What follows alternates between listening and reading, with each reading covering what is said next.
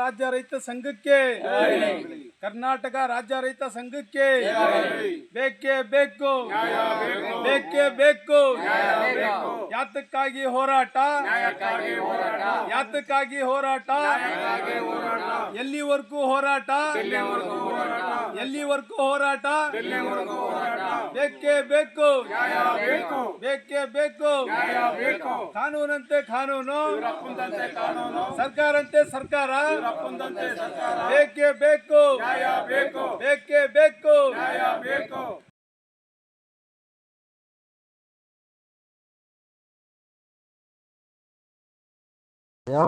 ಕೈವಾರ ಬನಹಳ್ಳಿ ಚಿಂತಾಮಣಿ ತಾಲೂಕು ಅಧ್ಯಕ್ಷರು.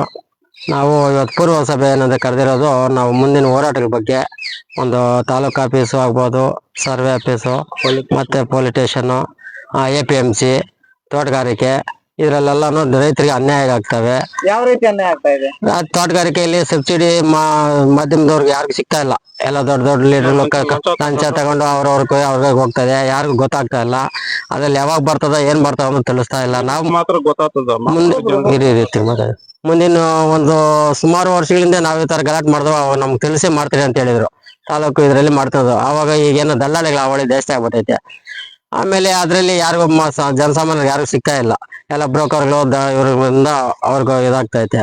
ಇನ್ನು ತಾಲೂಕು ಆಫೀಸಲ್ಲಿ, ಸರ್ವೆ ಆಫೀಸಲ್ಲಿ ಒಬ್ಬ ರೈತ ಒಂದು ಸರ್ವೆ ಕಟ್ಟು ಪೋಡಿ ಆಗ್ಬೋದು, ಇಲ್ಲ ಅಕಸ್ಮಾತ್ ಅದ್ಬಸ್ತಕ್ ಆಗ್ಬೋದು, ಕಟ್ಟೋ 3 ತಿಂಗಳು 4 ತಿಂಗಳು ಅವ್ನು ಅಲ್ದಾಡ್ಬೇಕಾಗಕ್ಕೆ ಅದಕ್ಕೆ ಕಾರಣ ಆಗೈತೆ. ಆಮೇಲೆ ಮತ್ತೆ ಇನ್ನು ಬೇರೆ ಫುಡ್ ಆಗ್ಬೋದು, ಮತ್ತೆ ರೇಷನ್ ಕಾರ್ಡ್ ಆಗ್ಬೋದು, ಇನ್ನು ಪಾಣಿ ಇವೆಲ್ಲ ಏನಾನ ಆಗ್ಬೇಕಾದ್ರೂ ಕೆಲಸ ನಡೀತಾ ಇಲ್ಲ. ಬ್ರೋಕರ್ಗಳು ಅವಳಿ ಜಾಸ್ತಿ ಆಗ್ಬಿಟ್ಟೈತೆ, ದಲ್ಲಾಳಿಗಳ ಅವಳಿ ಜಾಸ್ತಿ ಆಗ್ಬಿಟ್ಟೈತೆ. ಎನಿ ಟೈಮ್ ಯಾವಾಗಾದ್ರೂ ಹೋಗೋರು ದಲ್ಲಾಳಿಗಳು ಅಲ್ಲೇ ಇರ್ತಾರೆ, ಬೇರೆಯವ್ರಿಗೆ ಅಲ್ಲಿ ವಿಶ್ವಾಸ ಇಲ್ಲ ಅಲ್ಲಿ. ಅದರಿಂದ ನಾವು ದಂಡಾಧಿಕಾರಿಗಳನ್ನ ಕೇಳಬೇಕು ಅಂತೇಳಿ ಪೂರ್ವ ಸಭೆ ಕರೆದಿದ್ವಿ. ಮತ್ತೆ APMCಯಲ್ಲಿ ರಾತ್ರಿ ಹೊತ್ತು ಈಗ ಏನೋ ಹುಣಸೆ ಹಣ್ಣು ಅಂತ ಮೊನ್ನೆ ರೈತರು ಹೇಳಿದ್ರು, ರಾತ್ರಿ ಹೊತ್ತು ನೀವು ತಾಲೂಕು ಅಧ್ಯಕ್ಷರಾಗಿ ಏನ್ ಮಾಡ್ತಾ ಇದ್ರಿ, ಈ ತರ ರಾತ್ರಿ ಆಕ್ಷನ್ ಮಾಡ್ತಾವ್ರೆ, ಏನ್ ಮಾಡ್ತಾವ್ರೆ ಏನ್ ಗೊತ್ತಾಗ್ತಲ್ಲ ನಮ್ಗೆ. ಆಮೇಲೆ ಅಷ್ಟೊತ್ತಿನಲ್ಲಿ ನಾವು ಹೋಗ್ಬೇಕಾಗುತ್ತೆ ಊರಿಗೆ. ಏನೋ ಅಕಸ್ಮಾತ್ ಆಕ್ಸಿಡೆಂಟ್ ಎಷ್ಟು ಆದ್ರೆ ನಮ್ನ ಯಾರು ನೋಡೋದು ಅಂತ ಕೇಳಿದ್ರು. ಅದಕ್ಕೋಸ್ಕರ ನಾವು ಇವತ್ತು ಪೂರ್ವ ಸಭೆನೂ ಕರೆದು ನಮ್ಮ ರೈತ ಮುಖಂಡರನ್ನು ಕೇಳ್ಬೇಕು ಅಂತೇಳಿ ಇವತ್ತು ಕರೆಸಿದ್ವಿ. ಇಲ್ಲಿ ಇನ್ನು ಜಾಸ್ತಿ ಸೇರ್ಬೇಕಾಗಿತ್ತು, ಇನ್ನು ಸ್ವಲ್ಪ ಕಾಲಾವಕಾಶ ಇಲ್ಲದ್ರಿಂದ ಇವತ್ತು ಇದು ಮಾಡ್ತಾ ಇದ್ವಿ. ಮುಂದಿನ ಹೋರಾಟ ಬಗ್ಗೆ ಮಾಡ್ತೀವಿ. ಅದರಿಂದ ಎಚ್ಚರ ಮಾಡ್ಬೇಕು ಅಂತೇಳಿ ನಾವು ತಾಲೂಕು ಅಧಿಕಾರಿಗಳಾಗ್ಬೋದು, APMC ಆಗ್ಬೋದು, ಇದನ್ನ ಆದ್ಮೇಲೆ 10% ಐತೆ ಇಲ್ಲಿ APMCಯಲ್ಲಿ. ಅದನ್ನು ಸ್ವಲ್ಪ ನಾವು ಇದು ಮಾಡಬೇಕು. ಅದರಿಂದ ಮುಂದೆ ಹೋರಾಟದ ಬಗ್ಗೆ ಮಾತಾಡ್ಬೇಕು ಅಂತೇಳಿ ಇವತ್ತು ಕರ್ನಾಟಕ ರಾಜ್ಯ ರೈತ ಸಂಘ ಪುಟಾಣಿ ಹಬ್ಬನ ನಾವು ತಾಲೂಕು ಅಧ್ಯಕ್ಷರು ಮತ್ತು ನಮ್ಮ ಉಪಾಧ್ಯಕ್ಷರು ರಿಯಾಜು, ಪಿಂಟು, ಭೈರಪ್ಪ, ಚಂದ್ರ, ಇನ್ನು ಮುಂತಾದ ಇವರೆಲ್ಲನು, ಆಂಜಯಪ್ಪ, ಧರ್ಮಾಸ್ನಳ್ಳಿ, ಇವರೆಲ್ಲ ನಾವು ಸೇರಿ, ಮುರಿಮಲ್ಲ ವೆಂಕಟೇಶಣ್ಣ, ಇವರೆಲ್ಲ ನಾವು ಸೇರಿ ನಾವು ಹೋರಾಟ ಬಗ್ಗೆ ನಾವು ಇದು ತಿಳಿಸ್ಬೇಕಂತೇಳಿ ನಾವು ಇದು ಮಾಡ್ತಾ ಇದ್ವಿ. ಆಂಜನಪ್ಪ, ಚಿಂತಾಮಣಿ ತಾಲೂಕು ರೈತ ಸಂಘದ ಗೌರವಾನ್ವಿತ ಅಧ್ಯಕ್ಷರು. ಪುಟ್ಟಣ್ಣ ಹೆಬ್ಬಣ. ನಾವು ಇಲ್ಲಿ ಪೂರ್ವಭಾವಿ ಸಭೆ ಕರೆದಿರೋ ಉದ್ದೇಶ ಏನಂತಂದ್ರೆ, ರೈತರಿಗೆ ಮುಖ್ಯವಾಗಿ ಎಲ್ಲಾ ಇಲಾಖೆಗಳು ಆಗುತ್ತಿರುವ ಅನ್ಯಾಯಕ್ಕೆ ಹೋರಾಟ ಮಾಡಬೇಕು ಅಂತ ಹೇಳ್ಬಿಟ್ಟು ನಾವಿಲ್ಲಿ ಸೇರಿದೀವಿ. ಪ್ರತಿಯೊಂದು ಇಲಾಖೆಯಲ್ಲಿ ಮುಖ್ಯವಾಗಿ ಅಗ್ರಿಕಲ್ಚರ್ ಇಲಾಖೆಯಲ್ಲಿ ಇಲ್ಲಿ ರೈತ ಗೊಬ್ಬರ ತಗೊಬೇಕು ಅಂತಂದ್ರೆ ಅವನಿಗೆ ರೈತನ ಬರೋಷ್ಟೊತ್ತಿಗೆ ಇಲ್ಲಿ ಗೊಬ್ಬರ ಮುಗಿದೋಗಿರ್ತದೆ. ಸಾಯಂಕಾಲದಲ್ಲಿ ರಾತ್ರಿ ಹೊತ್ತು ಬ್ಲಾಕ್ ರೇಟ್ಗಳಲ್ಲಿ ಮಾರ್ಕೊಂತಾರೆ. ಇಲ್ಲಿ ಪಕ್ಕದಲ್ಲಿ ಕೈವಾರದಲ್ಲೇ ನಾವು ರೈತ ಸಂಘ ಇದ್ರು ಕೂಡ ಅವ್ರನ್ನ ಕೇಳಿದ್ರೆ ಅವ್ರು ಕೇರ್ ಮಾಡ್ತಾ ಇಲ್ಲ. ಮತ್ತೊಂದು ಇಲಾಖೆ ರೆವಿನ್ಯೂ ಇಲಾಖೆಯಲ್ಲಿ ಒಬ್ಬ ರೈತ 2 ತಿಂಗಳು 3 ತಿಂಗಳು ಯಾವುದೇ ಕೆಲಸಕ್ಕಾಗಿ ಅಲಿಬೇಕು. ಅವನೇನಾದ್ರೂ ಅಲ್ಲಿ ಲಂಚ ಕೊಟ್ರೆ ಮಾತ್ರ ಅವನ ಕೆಲಸ ಆಗ್ತದೆ, ಇಲ್ಲ ಅಂತಂದ್ರೆ ಇಲ್ಲ. ಪೊಲೀಸ್ ಇಲಾಖೆಯಲ್ಲೂ ಅಷ್ಟೇ, ಯಾವುದೇ ಕೆಲಸಕ್ಕಾಗ್ಲಿ ಅಲ್ಲಿ ಕೆಲಸ ಆಗ್ಬೇಕು ಅಂತಂದ್ರೆ ರೈತನು ಅವ್ರಿಗೆ ಹಣ ಕೊಟ್ರೆ ಕೆಲಸ ಆಗ್ತದೆ. ಪ್ರತಿಯೊಂದು ಇಲಾಖೆಯಲ್ಲೂ ಅಷ್ಟೇ, ರೈತರು ಅಳದು ಸುಸ್ತಾಗ್ಬೇಕ ಹೊರ್ತು ಯಾವುದೇ ಇಲಾಖೆಯಲ್ಲಿ ಕೆಲಸ ಕಾರ್ಯಗಳು ಮಾಡ್ಕೊಡ್ತಾ ಇಲ್ಲ. ಈ ಸರ್ಕಾರದ ಪರವಾಗಿ ಯಾರನ್ನ ಏನೋ MLA ಕಡೆಯಿಂದನೋ ಮಿನಿಸ್ಟರ್ ಕಡೆಯಿಂದನೋ ಫೋನ್ಗಳನ್ನ ಮಾಡಿದ್ರೆ ಅವಾಗ ಮಾತ್ರ ಅವ್ರ ಕೆಲಸಗಳಾಗ್ತವೆ. ಮಿಕ್ಕ ಯಾವುದೇ ಇಲಾಖೆಯಲ್ಲಿ ಕೂಡ ರೈತರಿಗೆ ಕೆಲಸ ಆಗ್ತಾ ಇಲ್ಲ. ಆಹಾರ ಇಲಾಖೆಯಲ್ಲಾಗ್ಲಿ ಮತ್ತೊಂದು ಇಲಾಖೆಯಲ್ಲಾಗ್ಲಿ ಯಾವ ಇಲಾಖೆಯಲ್ಲೂ ಕೂಡ ಕೆಲಸಗಳಾಗ್ತಾ ಇಲ್ಲ. ಅದಕ್ಕೆ ನಾವು ನಿರಂತರವಾಗಿ ರೈತರು ಹೋರಾಟ ಮಾಡಿದ್ರೆ ಮಾತ್ರ ನಮ್ಗೆ ರೈತರಿಗೆ ನ್ಯಾಯ ಸಿಗ್ತದೆ, ಇಲ್ಲವಾದ್ರೆ ನ್ಯಾಯ ಸಿಗಲ್ಲ. ಇಷ್ಟೇಳಿ ನನ್ನ ಮಾತುಗಳು ಮುಗಿಸ್. ನನ್ನ ಹೆಸರು ಮೊಹಮ್ಮದ್ ರಿಯಾಜು, ಕರ್ನಾಟಕ ರಾಜ್ಯ ರೈತ ಸಂಘ ಪುಟ್ಟಣಿ ಹಬ್ಬಾಣ.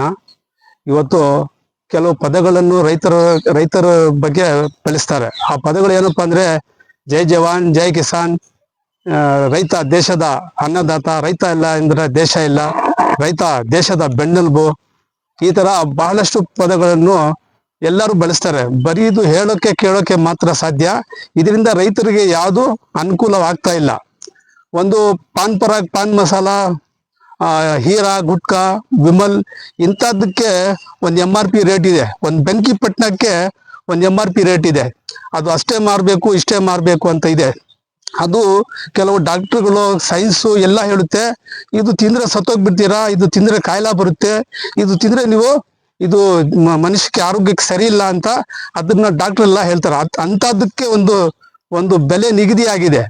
ಆಗ್ಲಿ ನಮ್ಮ ರೈತರು ಹಣ್ಣು, ತರಕಾರಿ, ಆಹಾರ ಧಾನ್ಯ ಇವೆಲ್ಲ ಬೆಳೆಯೋದು ಮನುಷ್ಯ ತಿಂದು ಬದುಕೋಕಂತದ್ದು. ಇದು ತಿಂದ್ರೇನೆ ಬದುಕೋದು, ಇದು ತಿಂದಿಲ್ಲ ಅಂದ್ರೆ ಮನುಷ್ಯ ಬದುಕೋಕ್ ಸಾಧ್ಯ ಇಲ್ಲ. ಇಂಥದ್ದಕ್ಕೆ ಕೇಂದ್ರ ಸರ್ಕಾರ ಆಗ್ಲಿ ರಾಜ್ಯ ಸರ್ಕಾರ ಆಗ್ಲಿ ಒಂದು ರೇಟ್, ಒಂದು MRP ರೇಟ್ ನಿಗದಿ ಇಲ್ಲ ಯಾವುದೇ ಬೆಳೆಗೆ.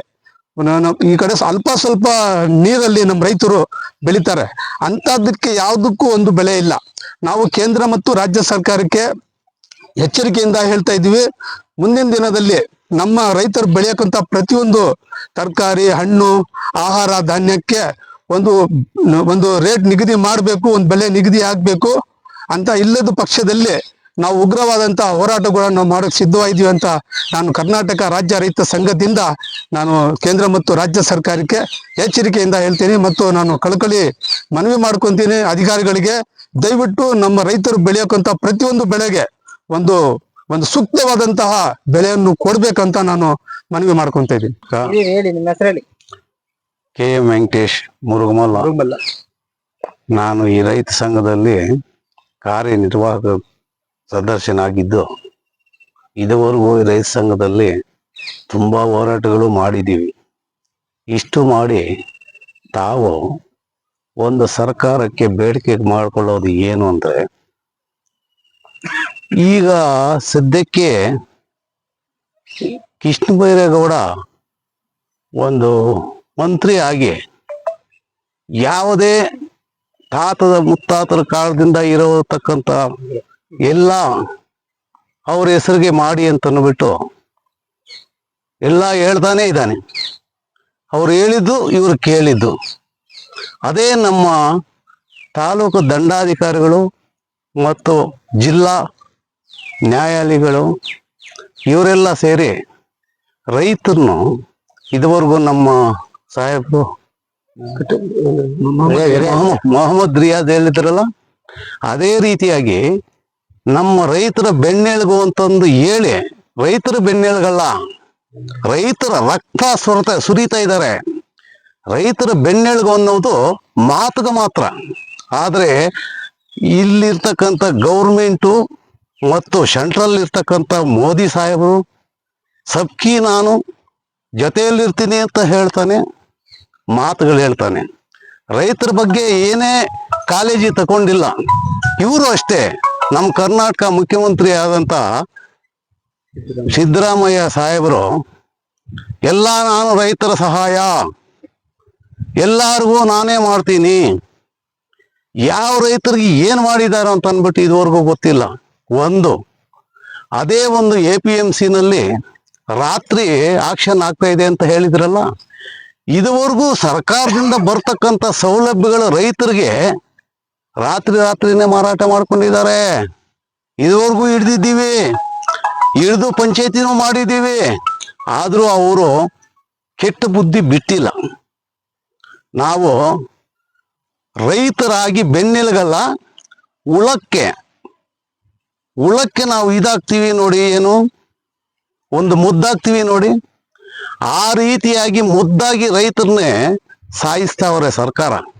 ಆ ಸಾಯಿಸೋದನ್ನು ಬಿಟ್ಟು ರೈತರ ಕಡೆ ಒಂದು ಕಣ್ಣೆತ್ತು ನೋಡಬೇಕಂತಂದು ನಾನು ಅವನು ಕೋರುತ್ತಾ, ಮತ್ತೆ ಈಗಿನ 10% ಕಮಿಷನ್ ಇದೆಯಲ್ಲ, ಸ್ವತಂತ್ರವಾಗಿ ರೈತರಿಗೆ ಆ ಕಮಿಷನ್ ತೆಗಿಯಕ್ಕೆ ಅವಕಾಶ ಮಾಡಿಕೊಡಿ ಅಂತ ಬೇಡ್ಕೊಳ್ಳುತ್ತಾ, ಮುಂದಿನ ಹೋರಾಟಗಳಲ್ಲಿ ನಮ್ಮ ದಂಡಾಧಿಕಾರಿ ಮುಂದೆ ಹಾಕೊಂಡು ಇದನ್ನೆಲ್ಲ ಹೇಳ್ತೀನಿ. ಅದುವರೆಗೂ ನನ್ನ ಮಾತುಗಳು ಇಲ್ಲಿಗೆ